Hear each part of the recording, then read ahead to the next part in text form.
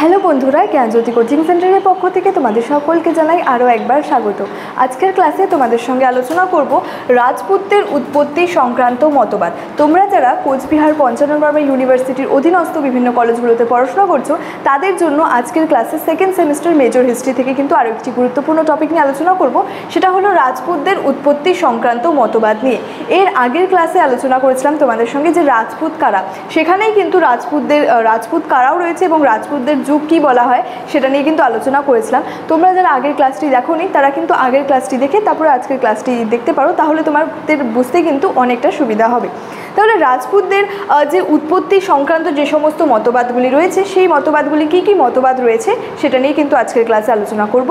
দেরি না করে শুরু করছি আজকের ক্লাসটি।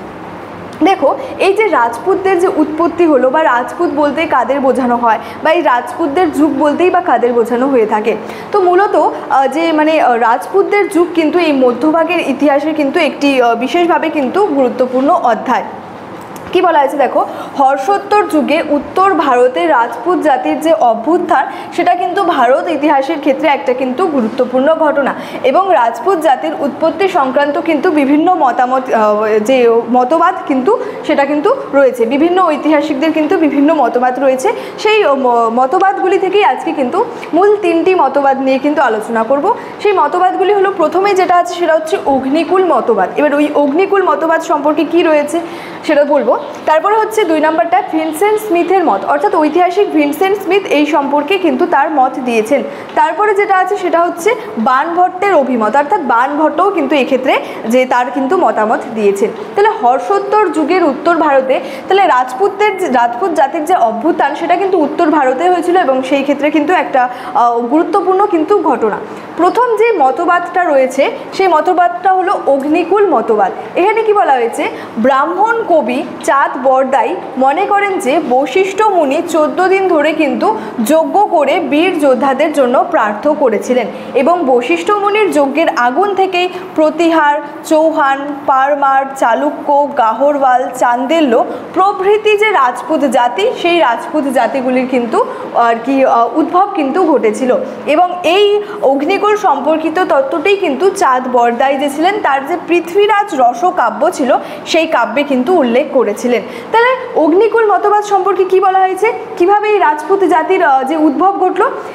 ব্রাহ্মণ যে কবি ছিলেন চাঁদ বরদাই, তিনি কি করেছিলেন, যে যজ্ঞ করেছিলেন 14 দিন ধরে একটা কিন্তু যজ্ঞ করেছিলেন। কিসের জন্য যজ্ঞ করেছিলেন? বীর যোদ্ধাদের প্রার্থনার জন্য তিনি কি করেছিলেন, যজ্ঞ করেছিলেন। এবং এই যে বশিষ্ঠ মুনির যে যজ্ঞ করেছিলেন সেই যজ্ঞের আগুন থেকে বলা হয়েছে যে এই প্রভৃতি যে সমস্ত বংশগুলির কথা বললাম রাজপুত জাতি, সেই রাজপুত জাতির কিন্তু উদ্ভব কিন্তু হয়েছিল।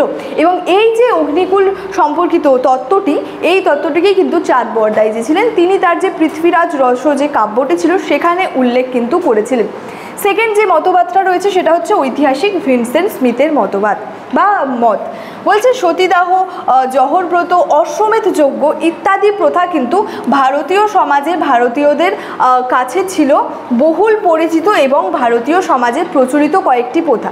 তাহলে এই যে সতীদাহ প্রথা, অশ্বমেধ যজ্ঞ, জওহরব্রত, এই সমস্ত যে প্রথাগুলি এগুলো কিন্তু ভারতীয় সমাজের কিন্তু কয়েকটি প্রচলিত কিন্তু প্রথা ছিল। যার জন্য কি বলা হয়েছে, ঐতিহাসিক ভিনসেন্ট স্মিথ কি বলেছেন, রাজপুত জাতির আর্যকরণের ক্ষেত্রে উপরোক্ত অর্থাৎ এই যে এই যুক্তিগুলির কথা বললাম, এই যুক্তিগুলি কিন্তু উপস্থাপিত করেছিলেন। তিনি কি বলেছিলেন যে রাজপুত রাজারা অশ্বমেধ যজ্ঞের আয়োজন করতেন। তাহলে রাজপুত যে রাজারা ছিলেন তারা কি করতেন, এই অশ্বমেধ যজ্ঞের আয়োজন করতেন এবং তাই এই যুক্তিতে তারা ছিলেন আর্য। অর্থাৎ সেক্ষেত্রে কি বলা হয়েছে, আর্যকরণের ক্ষেত্রে মানে আর্যরাও কিন্তু এই অশ্বমেধ যজ্ঞটা করতো, এই সম্পর্কে বলা হয়েছে। তো সেই নিয়ে বলা হয়েছে যে এই যে ভিনসেন্ট স্মিথ ছিলেন ঐতিহাসিক, তিনি বলেছেন যে রাজপুত রাজারা যেহেতু অশ্বমেধ যজ্ঞের আয়োজন করতো, তো এই যুক্তির উপর ভিত্তি করে কি বলেছেন যে এই রাজপুতরা ছিল কি আর্য ছিল। 3 নম্বর যে মতবাদটা রয়েছে সেটা হচ্ছে বাণভট্টের অভিমত। তো বলা হয়েছে হর্ষবর্ধনের সভাকবি বাণভট্ট মনে করতেন উচ্চ বংশীয় ক্ষত্রিয় সন্তানরা তারা রাজপুত নামে পরিচিত এবং তিনি মনে করতেন যে রাজপুতরা ছিলেন সূর্য বা চন্দ্র বংশজাত। তাহলে এই যে রাজপুতদের যে উৎপত্তি সংক্রান্ত যে বিভিন্ন মতবাদগুলি রয়েছে তার মধ্যে মূল 3টি মতবাদ ছিল হচ্ছে অগ্নিকুল মতবাদ, ভিনসেন্ট স্মিথ কি মত দিয়েছেন এবং বাণভট্টের কি মতামত রয়েছে। অগ্নিকুল মতবাদের মধ্যে কি বলা হয়েছে যে একজন যে মানে ব্রাহ্মণ কবি ছিলেন তিনি কি করেছিলেন 14 দিন ধরে একটা হচ্ছে যজ্ঞ আয়োজন করেছিলেন, একটা যজ্ঞ করেছিলেন এবং তার এই যজ্ঞের আগুন থেকেই কিন্তু যে রাজপুত জাতির আর কি উদ্ভব ঘটেছিল। কেন যজ্ঞের আয়োজন করেছিলেন? বীর যোদ্ধাদের জন্য প্রার্থনা করার জন্য তিনি কি করেছিলেন দীর্ঘ 14 দিন ধরে একটা যজ্ঞের আয়োজন করেছিলেন এবং তার এই যজ্ঞের আগুন থেকে কি হয়েছিল যে প্রতিহার, পারমার, চালুক্য প্রভৃতি যে রাজপুত যে জাতির আর কি উদ্ভব ঘটেছিল। তারপরে ভিনসেন্ট স্মিথ কি মত দিয়েছেন যে সতীদাহ প্রথা, অশ্বমেধ যজ্ঞ এগুলো কিন্তু ভারতীয় সমাজের সেক্ষেত্রে কিন্তু কয়েকটি প্রচলিত কিন্তু প্রথা ছিল এবং বলা হয়েছে যে রাজপুত জাতির ক্ষেত্রে আর্যকরণের ক্ষেত্রে বিশেষ করে এই যে উপরিউক্ত যুক্তিগুলি রয়েছে অশ্বমেধ যজ্ঞ, সতীদাহ প্রথা এই সমস্ত যুক্তগুলি কিন্তু উপস্থাপিত করেছিলেন এবং তিনি কি বলেছিলেন রাজপুত রাজারা অশ্বমেধ যজ্ঞের যেহেতু আয়োজন করতো সেহেতু তারা ছিলেন আর্য। আর বাণভট্টের যে অভিমতটা রয়েছে সেটা হচ্ছে হর্ষবর্ধনের যে সভাকবি ছিলেন তিনি ছিলেন বাণভট্ট এবং যে উচ্চ বংশীয় যে ক্ষত্রিয় সন্তানরা ছিলেন তারাই কিন্তু যে রাজপুত নামে কিন্তু পরিচিত ছিল। তাহলে রাজপুত মানে যে উৎপত্তি সংক্রান্ত তাদের যে মতবাদগুলি রয়েছে সেটা নিয়ে কিন্তু আজকের ক্লাসে আলোচনা করলাম। আজকের ক্লাসটি এতটাই ছিল।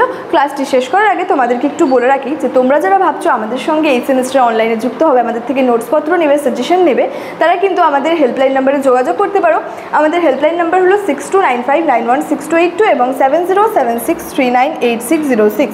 এই দুটি নাম্বারের মধ্যে কিন্তু যে কোনো একটি নাম্বারে যোগাযোগ করে আমাদের সঙ্গে যুক্ত হয়ে যেতে পারো। এবং তোমরা যারা ভাবছো আমাদের সঙ্গে মেজর কোর্সের সঙ্গে যুক্ত হবে তাদের জন্য বলে রাখি আমাদের এখানে কিন্তু মেজরের যে কোর্স ফিটা রয়েছে সেটা কিন্তু রয়েছে শুধুমাত্র 99 রুপিস।